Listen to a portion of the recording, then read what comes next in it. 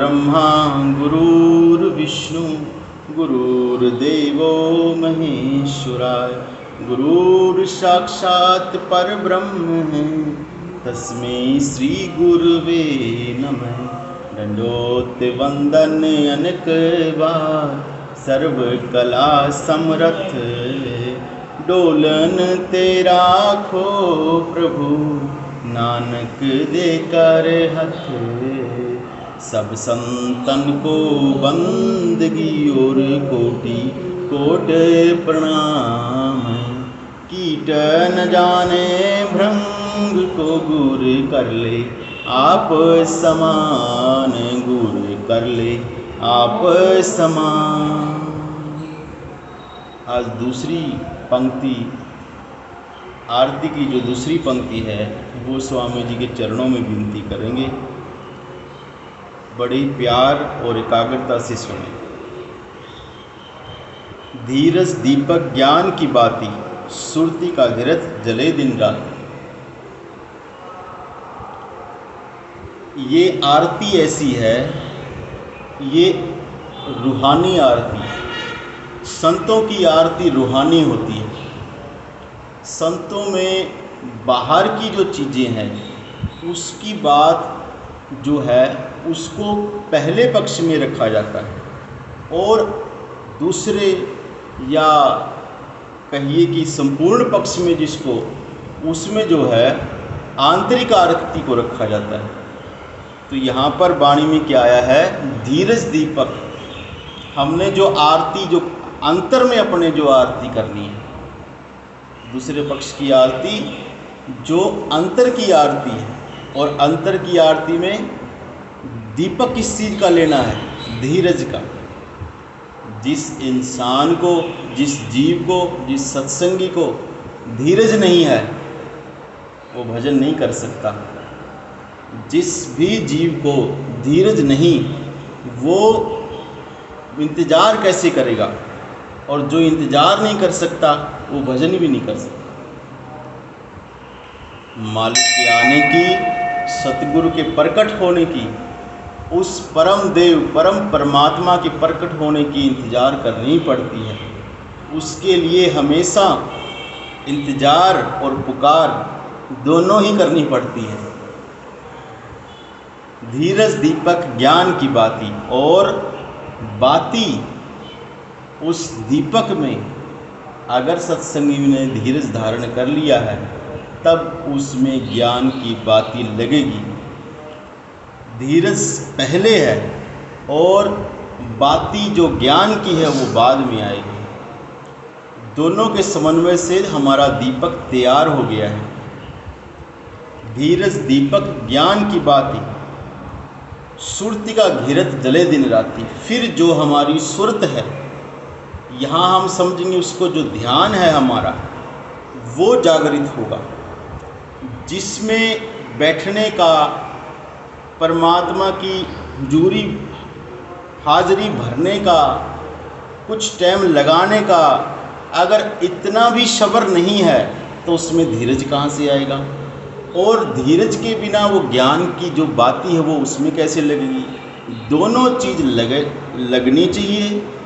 बैठना सीखना चाहिए, दरबार में हाज़री भरनी चाहिए, उससे जो ज्ञान उदय होगा और उसके बाद धीरे धीरे ध्यान का उदय होगा। क्योंकि जैसे जैसे हम धीरज से बैठना स्टार्ट करेंगे तो मन टिक जाएगा, और मन जहाँ जुड़ जाता है सूरत वहाँ पर खिलने लग जाती है। और मन का टिकाव ही सबसे ज़रूरी है। एक ही पर्दा है हमारे और सूरत के बीच में, जो कि सूरत को लगने नहीं देता, और वो मानसिक पर्दा है, मन का पर्दा।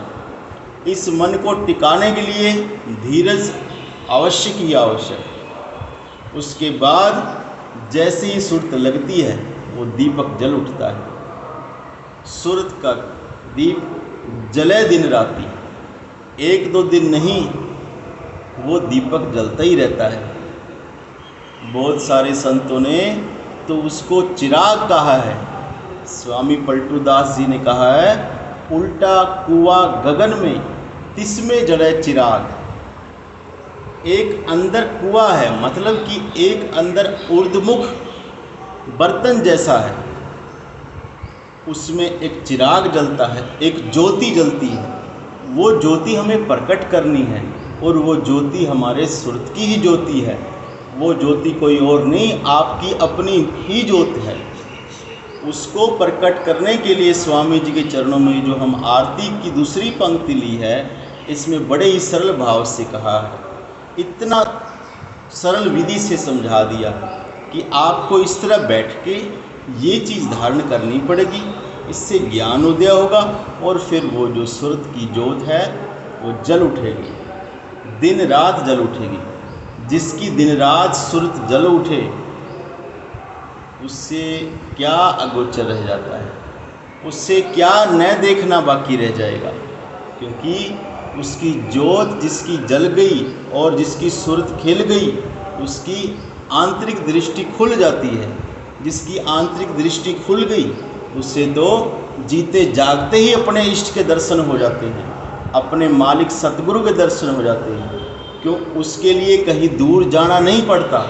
उसके लिए बोलते हैं कि वो मालिक सतगुरु आप हाजिर नाजिर हो जाते हैं।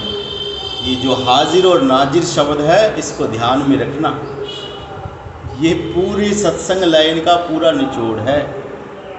हाजिर नाजिर जिसको हो गया उसका सारे तीर्थ हो गए, सारा मक्का कहो, काशी कहो, जो आप कह सकते हो, जो आपको ठीक लगता है, जिस भी धाम को बड़ा ऊंचा समझते हो वो उसका हो गया, क्योंकि परमात्मा खुद उसके आगे प्रकट हो गया।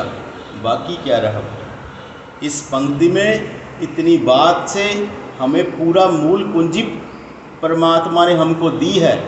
आरती स्वरूप में ये दूसरी लाइन है, स्वामी जी के चरणों में ये विनती हमने की है।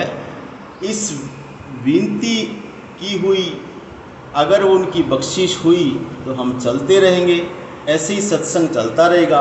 हम पर उनकी दया छत्र छाया, उनका आशीर्वाद सर पे रहे। हम इसको अपने अमल में लेके आएँ, हमारे ज़िंदगी का ये अंग बने और सभी जो सत्संगी है जो इसको सुने उनके अंतर में ग्रहण हो, अमल में आए, जिससे कि स्वामी जी के चरणों में पूर्ण अनुराग हो, पूर्ण प्रीति हो जाए, समझ आ जाए कि कौन सी राह पर स्वामी जी चलते थे। जो इस कलाल माजरा गांव में वो आए, यहाँ उन्होंने निवास किया, सब उनके गुणगान करते हैं, सब उनकी विधियों को, सब उनकी बातों को याद करते हैं। उनकी जो कृपा थी, उन्होंने जो यहाँ पर विचरण किया, जो कुछ यहाँ पर किया, उनको याद करते हैं। अब ये बात हमें समझनी है कि स्वामी जी किस ऊंची आला दर्जे की राह पर थे। बहुत बहुत धन्यवाद। सत साहिब।